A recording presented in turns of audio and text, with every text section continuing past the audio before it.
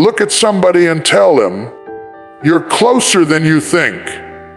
Oh, I feel that already. You've cried too many tears to quit now. You've fought too many battles to give up here. You've come through too much to stop this close to your breakthrough. See, the enemy doesn't fight you over where you've been. He fights you over where you're going. The resistance you feel right now is not a sign of defeat. It's a sign that you're on the edge of destiny. You may be tired. You may be frustrated. You may feel like you've been walking in circles. But I came to tell you this morning, don't stop now. You're closer than you think to the healing you prayed for. You're closer than you think to the door you've been knocking on. You're closer than you think to the peace you've been chasing. Don't let the weariness of the journey make you forget the promise of the destination. Because if you could see what God has waiting just one step ahead, you'd run instead of quit. Have you ever noticed that the moments when life feels the heaviest, the moments when the weight of the world seems to rest on your shoulders, are often the moments right before something shifts? It's almost as if heaven itself is pushing, pressing, stretching you, not to destroy you, but to deliver you. Because pressure always comes before the promise. The seed feels the greatest pressure right before it breaks through the soil. A woman feels the greatest pain right before the baby is born. The night is darkest right before the morning light begins to rise. And you, my friend, are feeling what you're feeling because something inside you is trying to be born. Pressure is the sign that what you've been carrying is about to come forth. You've been praying, fasting, believing, waiting, and now the pressure has intensified. Don't mistake it for punishment. It's a signal. It's an indicator that something is moving in the unseen. God doesn't allow pressure without purpose. He uses it to shape, to refine, to stretch, to strengthen. If the pressure wasn't increasing, it would mean nothing new was coming. Think about it. When a potter is shaping clay, the pressure of his hands is what gives it form. If he stops pressing, the clay collapses. It takes pressure to mold the masterpiece. The same is true for you. That pressure on your mind, that strain on your emotions, that fight in your spirit, it's the potter's hands forming you into something greater. We pray for promise, but we rarely pray for the pressure that prepares us for it. We want the crown, but not the cross. We want the blessing, but not the burden that builds the character to handle it. But what if I told you that the pressure is not working against you? It's working for you. It's developing a strength in you that success alone could never produce. Sometimes God lets the pressure build so that you'll push. Because as long as it's comfortable, we settle. As long as it's easy, we delay. But when the pressure rises, when life squeezes you, that's when the best in you begins to emerge. Diamonds are formed under pressure. Oil flows from the olive only when it's crushed. Wine comes from the grape only after it's pressed. And the anointing that rests on your life, the true power, the true resilience, is born out of pressure. You see, pressure exposes what's inside you. It reveals whether your faith is rooted or shallow. Anybody can praise God when the bills are paid, when your health is strong, when your relationships are peaceful. But can you still lift your hands when the pressure is closing in? Can you still say, Lord, I trust you. When you don't understand what he's doing, that's the test. That's the threshold between ordinary and extraordinary faith. The children of Israel felt the greatest pressure right before their deliverance. Pharaoh tightened his grip. The Red Sea blocked their way. The people began to panic. But just when it seemed hopeless, God made a way through the water. Pressure always precedes breakthrough. The closer they got to freedom, the harder the enemy fought. And the same thing happens to you. When you're on the verge of something new, a new level, a new season, a new door, the pressure amplifies. It's a sign that your deliverance is near. But here's the problem. Many people quit under pressure.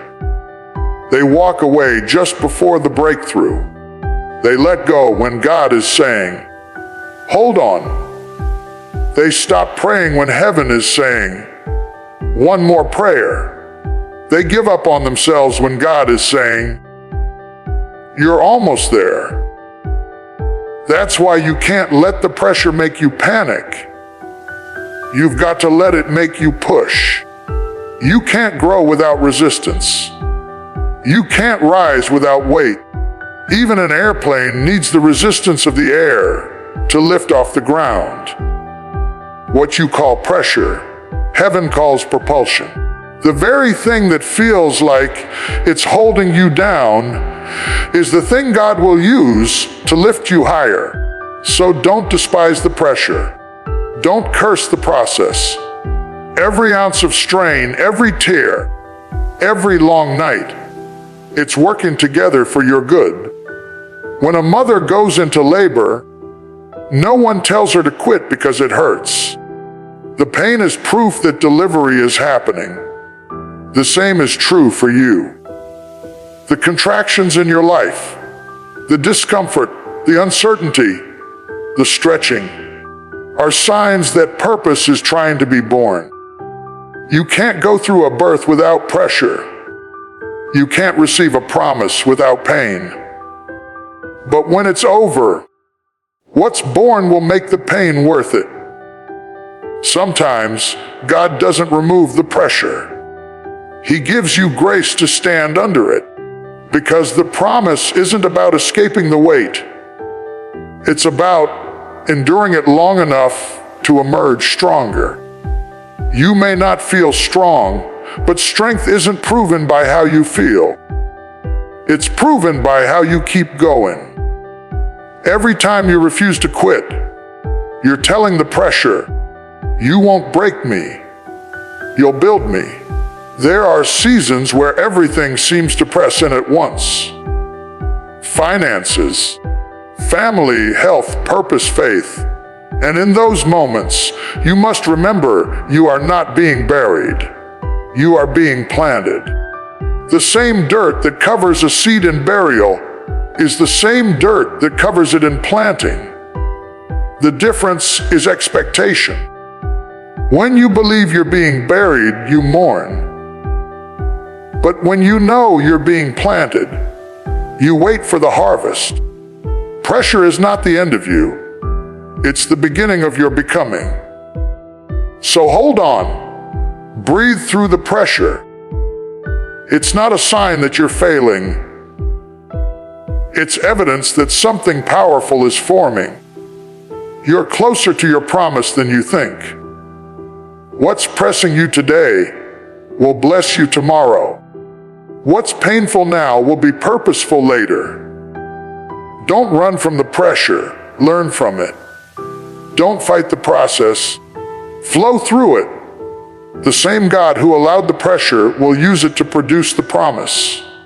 Every tear, every test, every trial, it's pushing you closer. You don't have to understand it. You just have to endure it. Because when the pressure lifts and the promise appears, you'll look back and realize the pressure was never meant to break you. It was meant to birth you. So I declare over you, Stay the course, hold the faith, keep your hands lifted. You're almost there. The pressure is proof that God is still working. The pressure is proof that the promise is still alive. And when the dust settles, when the breakthrough breaks through, you'll testify with joy and power. It hurt, but it helped. It pressed me, but it pushed me. It was heavy, but it made me holy. Pressure increases right before the promise. And that's how you know you're close. Don't stop now. Delay is not denial, it's divine preparation. Somebody needs to let that truth sink deep down into your spirit. Because sometimes, when life slows down, when the door doesn't open, when the call doesn't come, when the prayer seems unanswered, we start to believe that God has forgotten us. We start to wonder, Lord, did you change your mind about me? But I came to tell you, He hasn't denied you. He's developing you. He's preparing you for what He promised. You see, God is not just a giver of blessings. He's a builder of people. And before He gives you what you've been praying for, He prepares you to handle it. Because an unprepared blessing can become a burden. A gift given too soon can destroy the very person it was meant to bless. So when God delays, He's not withholding something from you. He's working something in you. Think about David, anointed to be king as a young shepherd boy, yet he didn't step into the throne the next day. He had to go back to the fields. He had to fight lions and bears.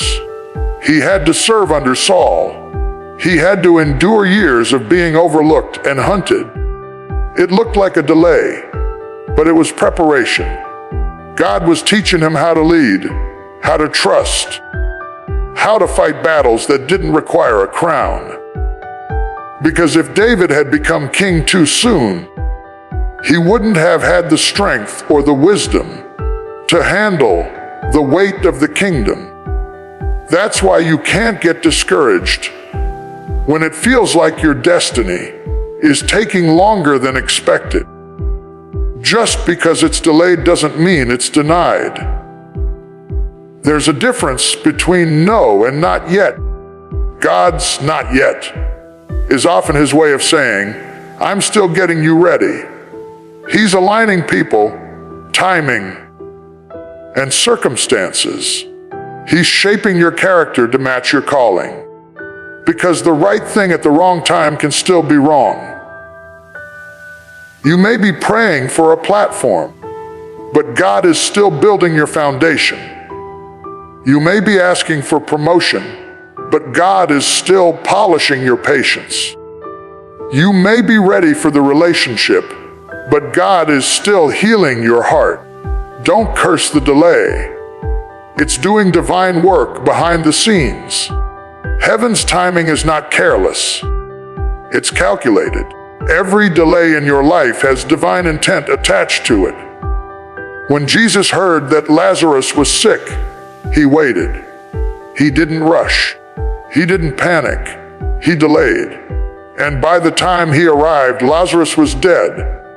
To everyone watching, it looked like Jesus was late. But what they didn't realize was that He wasn't coming to heal Lazarus. He was coming to resurrect him. The delay didn't mean denial. It meant a greater glory was on the way.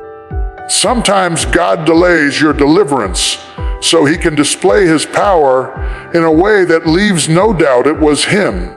So don't let the delay make you doubt His devotion. Don't mistake silence for absence. Just because you don't hear Him doesn't mean He isn't working. Seeds grow in silence. You can't hear roots forming, but that doesn't mean the tree isn't coming.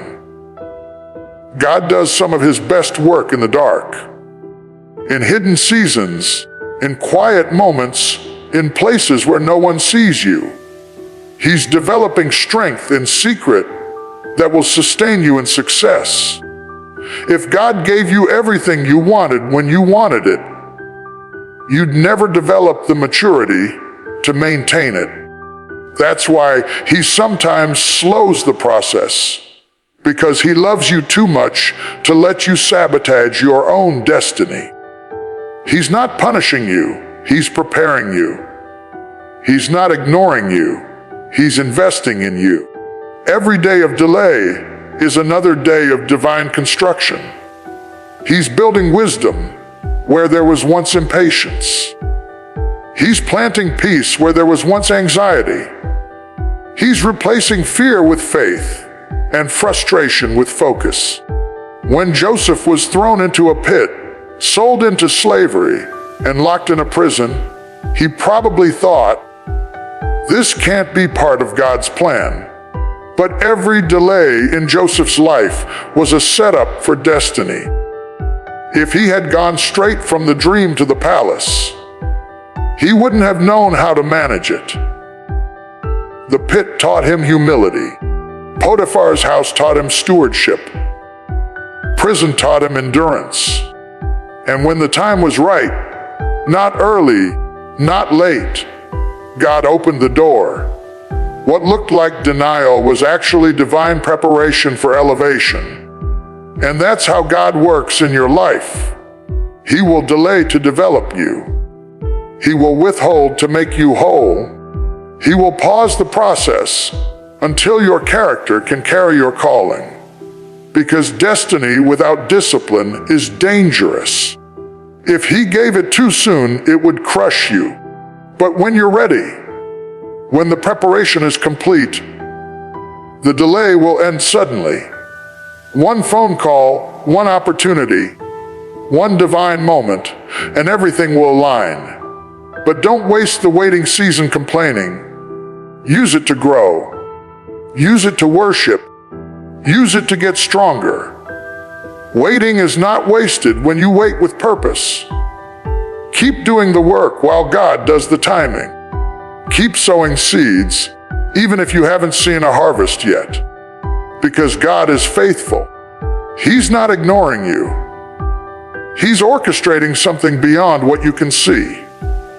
You may feel forgotten, but heaven has not misplaced your name. You may feel delayed, but your destiny is still intact. Remember, Abraham waited 25 years for Isaac. Moses waited 40 years in the wilderness. Jesus waited 30 years before his public ministry began. If delay meant denial, none of them would have seen the promise. God uses time as a tool. He's not late, He's aligning. And when the time finally comes, it'll make sense why it had to take so long. You'll realize that what you thought was a setback was really setup. You'll see how every delay developed depth. You'll understand that God wasn't holding you back. He was holding you together. So dry your tears, lift your head, and square your shoulders. Delay is not denial. The door is still going to open. The promise is still alive. The blessing is still on schedule. But in the meantime, let the waiting work on you. Let it refine you, not define you. Let it stretch you, not stop you. You are not behind. You are being built. You are not forgotten. You are being formed. God's delay is divine strategy.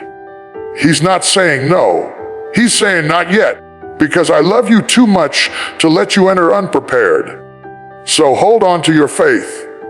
Stay in position. Keep your heart pure, your hands ready, and your hope alive. Because when God finally moves, it'll happen so suddenly that the delay won't even matter. You'll look back and say, "Now I see. The wait was worth it." Delay is not denial. It's divine preparation. And your time is coming. The enemy fights hardest at the finish line. It's not at the beginning of the race that you feel the fiercest resistance. It's when you're about to cross over, when you're on the verge of breakthrough, when you're one step away from victory. That's when hell throws its heaviest punch. The enemy isn't intimidated by your start. He's terrified of your finish. He knows that if you ever complete what God called you to do, if you ever walk fully in your purpose, you'll become unstoppable. So he waits until you're weary, until you're close, until you're tired from running, and then he attacks with doubt, fear, distraction, and discouragement. When you first start out, there's excitement, energy, momentum. But as you get closer to the promise, the pressure increases. You'll notice more warfare, more confusion, more chaos. That's not coincidence. It's confirmation. The attack is proof that you're near your assignment's completion. The enemy doesn't waste energy fighting something that isn't a threat.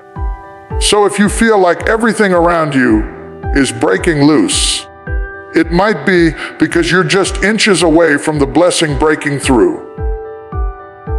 In every great story of faith, the fight intensifies near the end. Look at Moses.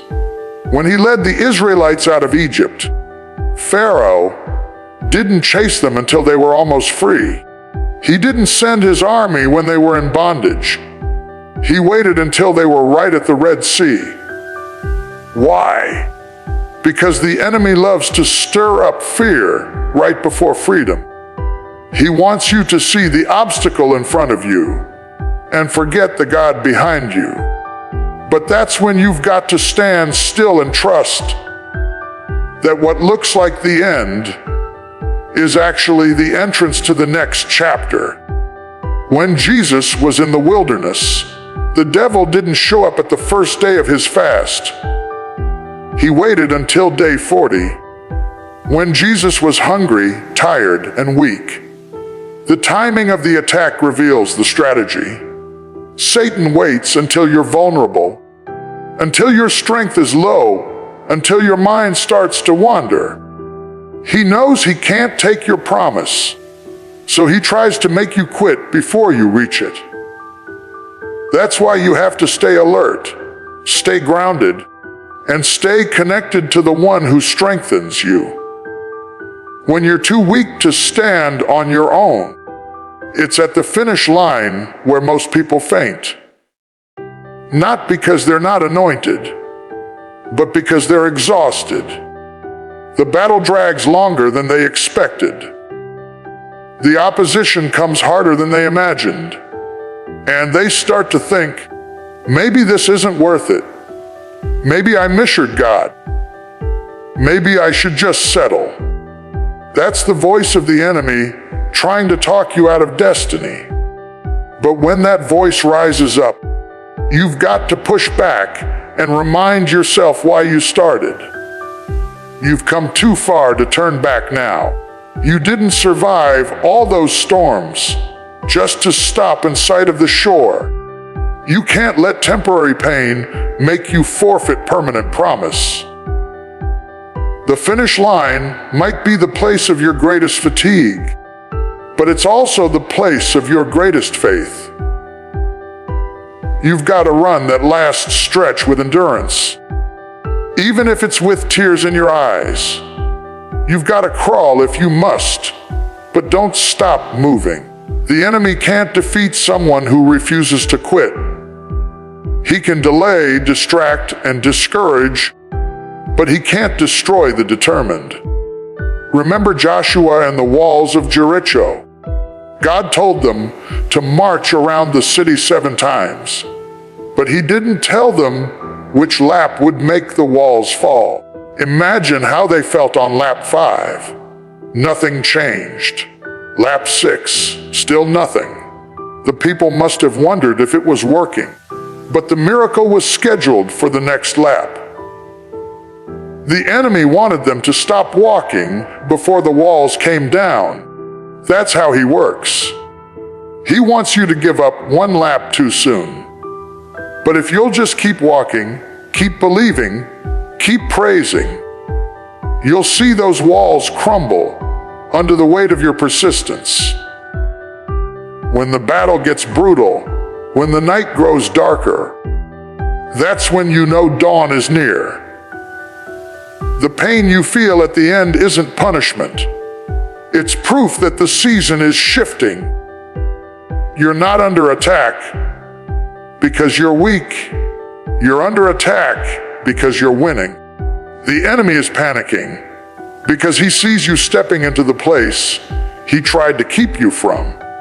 He sees you healing, growing, overcoming, and he's running out of time. So he throws everything he can to distract you before your destiny arrives. But no weapon formed against you shall prosper. The fight may be fierce, but your faith is fiercer. You may feel like giving up, but this is not the time to stop. You're closer than you've ever been. Every sleepless night, every tear, every setback, it's been leading you here. Don't misinterpret the pressure. It's a sign of proximity.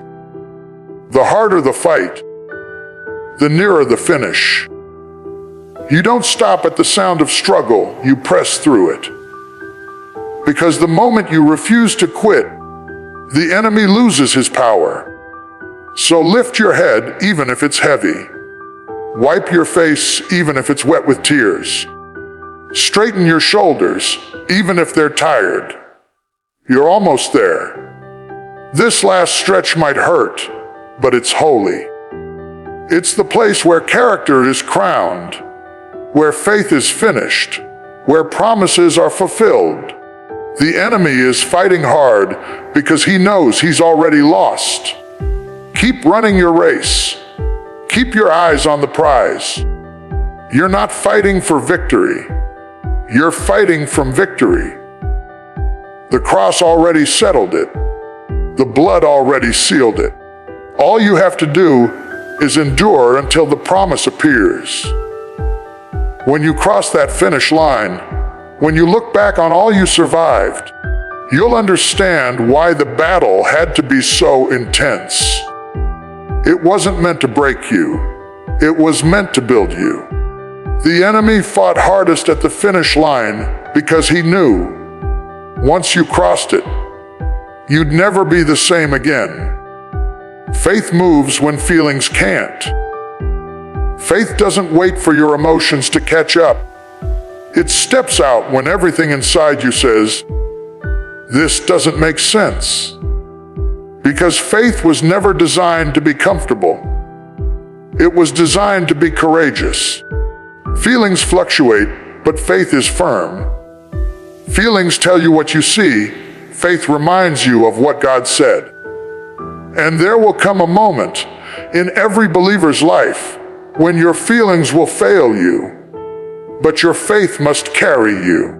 There are days when your emotions will betray you. You'll wake up weary, unsure, broken, and wondering if you've got anything left to give. That's when faith whispers, "Keep walking." Faith doesn't need evidence. It is the evidence. It believes in the dark what it heard in the light. It doesn't need to feel strong to stand strong. Faith moves even when fear is screaming in the background. When Peter stepped out of the boat, his feelings told him it was impossible. The wind was loud, the waves were wild, and logic said, "Stay where it's safe." But something in his spirit, something anchored in faith, said, "Step out." Faith made him move while his feelings made him tremble. And that's what faith does. It doesn't erase fear. It overrides it. It doesn't wait for calm. It walks on chaos. There's a difference between living by faith and living by feelings. Feelings say, "I can't see it, so it must not be real." Faith says, "Even if I can't see it, I'll still believe it." Feelings want proof before progress. Faith makes progress before proof. That's why faith is so powerful, because it keeps moving when everything else shuts down. Sometimes you'll have to move while your heart is still hurting. Sometimes you'll have to obey while your emotions are unstable. You won't always feel inspired. You won't always feel strong. And you won't always feel ready. But faith doesn't ask for your feelings' permission. It asks for your obedience. It doesn't wait until you feel brave to act. It acts, and the courage follows. Abraham didn't feel ready when God told him to leave everything familiar. He didn't feel comfortable walking into the unknown, but faith moved him forward. Faith told him, even if you don't know where you're going, trust who's leading you. That's the heart of faith. It moves, not because it knows the way, but because it knows the one who is the way. Your feelings will tell you to stop praying because nothing seems to be changing. Faith says, keep praying because God is still listening. Your feelings will say, it's over. Faith says, it's not over until God says it's over. Your feelings will try to trap you in today's pain, but faith will pull you toward tomorrow's promise. Faith is the bridge between what you see and what you're waiting for. It's not about pretending the pain isn't real. It's about believing the promise is stronger. And that kind of faith requires movement. You can't just talk faith. You've got to walk faith. You've got to get up when your feelings say stay down.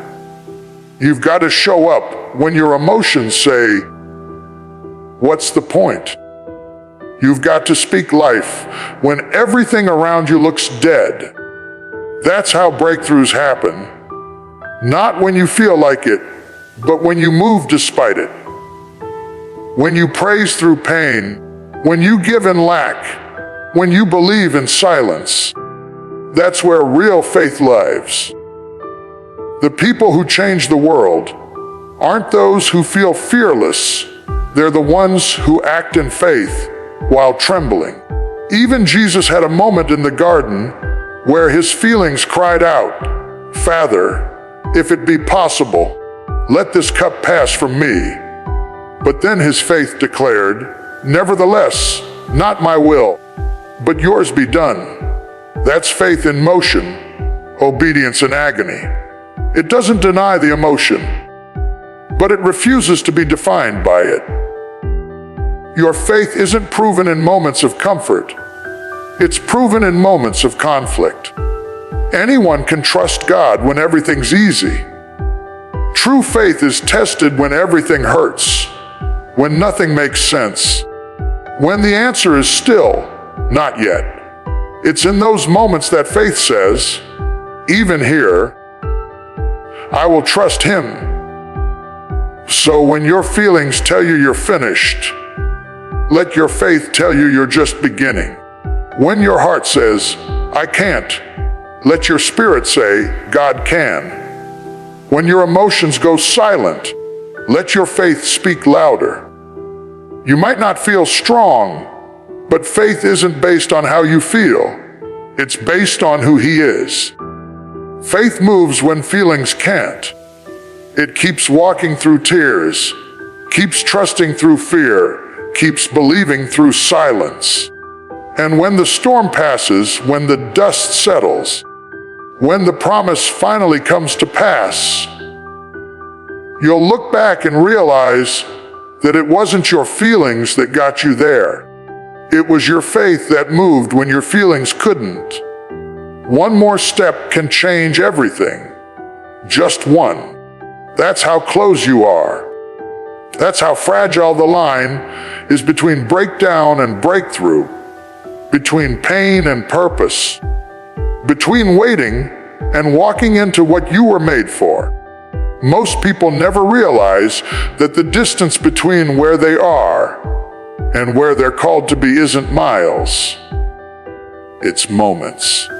Just one more act of obedience, one more prayer, one more day of holding on when everything in you wants to let go. One more step can change everything. We often think miracles come in waves, that God moves in big, dramatic ways, but sometimes He moves in inches. The mountain doesn't always fall in a moment. It crumbles step by step. Every small movement of faith matters, even when it feels like nothing's shifting. That extra step you take after disappointment, that whisper of, "I'll try again," that tear you wipe away before saying, "Lord, I still trust you." Those are the steps that change the story. The difference between the people who see the promise and those who miss it isn't talent or luck or opportunity, it's perseverance. The ones who keep going when others stop, the ones who take one more step when everything says, "Sit down, give up, this is over." Because you never know when that one step will be the one that breaks the cycle, opens the door, or brings the answer you've been praying for. Life will try to convince you that your steps don't matter, that you've already done enough, that nothing's working. But faith doesn't count the steps. It just keeps stepping. It keeps walking, even through tears, through confusion, through silence. Every time you move forward, when it would be easier to turn back, heaven takes notice. God honors persistence. He doesn't reward the fastest. He rewards the faithful. There's a story about the children of Israel marching around the walls of Jericho. God told them to walk around the city once every day for 6 days and 7 times on the 7th day.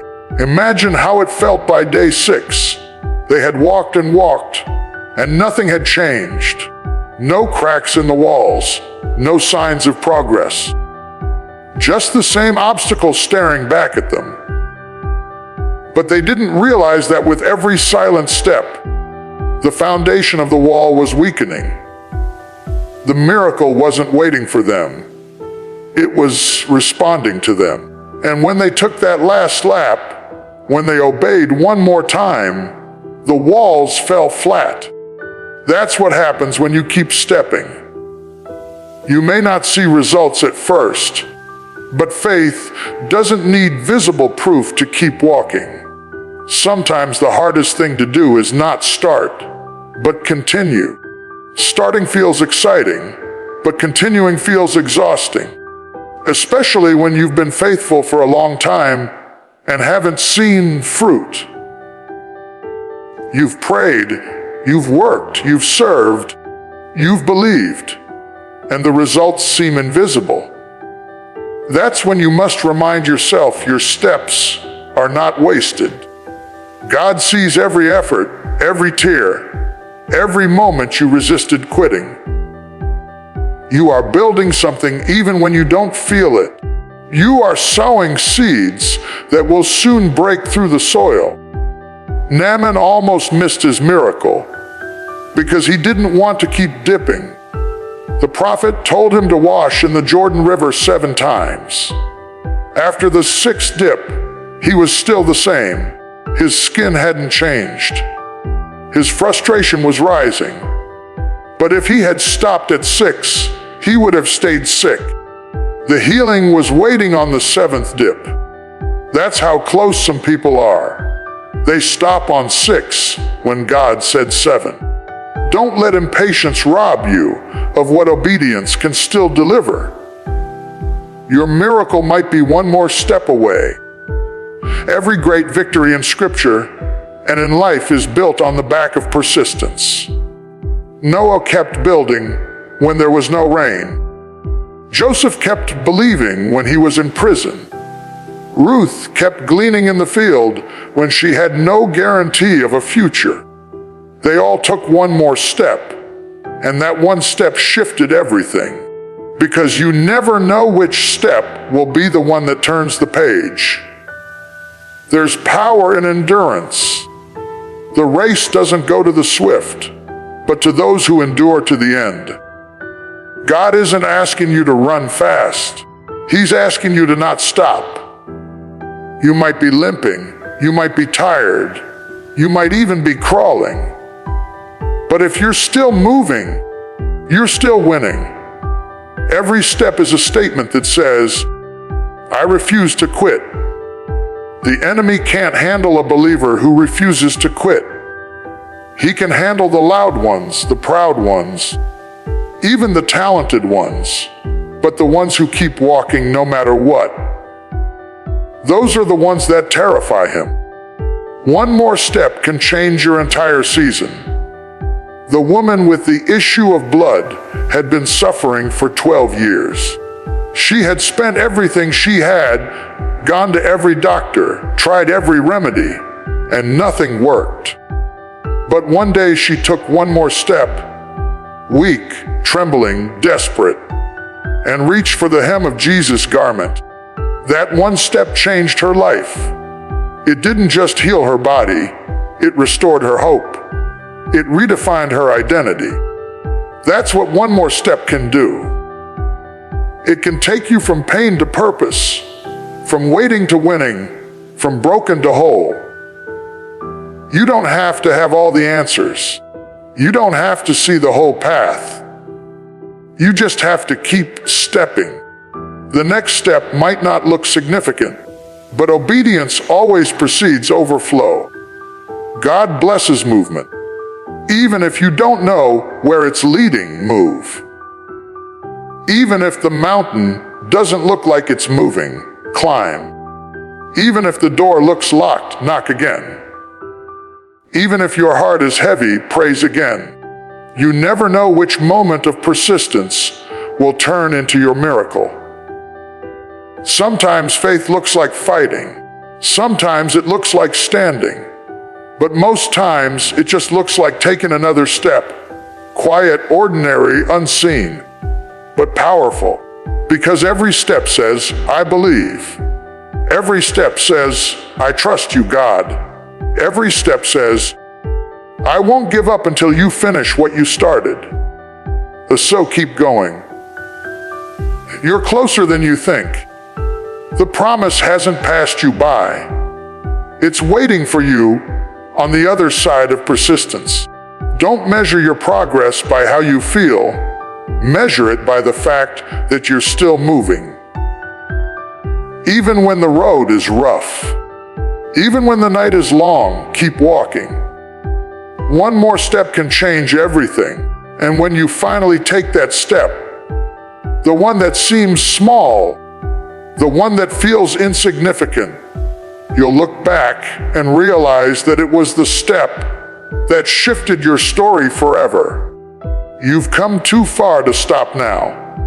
You've cried too many tears, prayed too many prayers, and survived too many storms to quit on the edge of what God promised you. You are closer than you think. The pressure you feel is not punishment. It's proof that the promise is near. The delay you're facing is not denial. It's divine preparation for something greater. The warfare you're in is not random. It's because the enemy knows you're almost at the finish line. The weakness you feel is not failure. It's the moment when faith must move, even when feelings can't. And the exhaustion in your soul is not the end. It's just the test before your next step. Because one more step can change everything. You may not see it yet, but God is moving. You may not feel it, but heaven is working behind the scenes. Every sleepless night, every silent prayer, every ounce of pain, it's all been leading to this moment. God didn't bring you this far to leave you halfway. He didn't open the door just to watch you stop outside of it. He didn't pull you through the fire to let you faint in the smoke. You're closer than you think. Don't stop because it's hard. Press because it's holy. Don't retreat because it's rough.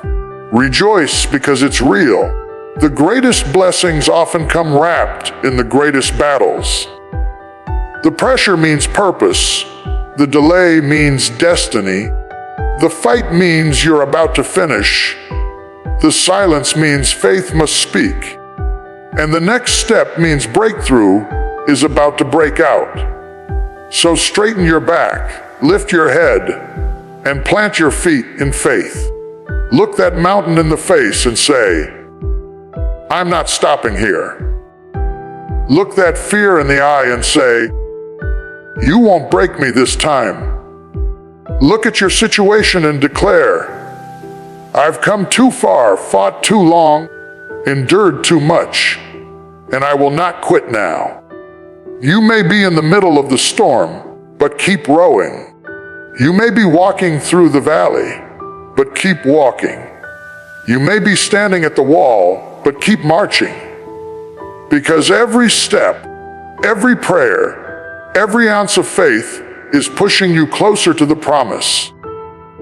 Don't let the weariness of the journey make you forget the worth of the destination.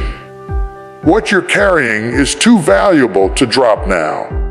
The same God who started this work in you will finish it. The same power that raised Jesus from the dead is working in you. So lift your hands in faith, even if they're trembling. Open your mouth in praise, even if your voice shakes. Because praise is what pulls you through when quitting looks easier. You're closer than you think to the healing you've been praying for, to the door that's about to open, to the peace you've been craving, to the purpose you were created for. This is not the time to give up. This is the time to press, to push, to persevere. And when you cross that finish line, when you see what God was building behind the pain, when you step into the place He prepared for you, you'll look back and say, now I see. Every tear had a reason. Every delay had a purpose. Every fight had a function. It all worked together for my good. So don't stop now. You're closer than you think. Keep walking, keep believing, keep trusting, keep praising. Because your breakthrough isn't coming someday. It's coming soon. And when it shows up, it'll happen so fast, you'll forget how long you had to wait. You're closer than you think. So don't stop now.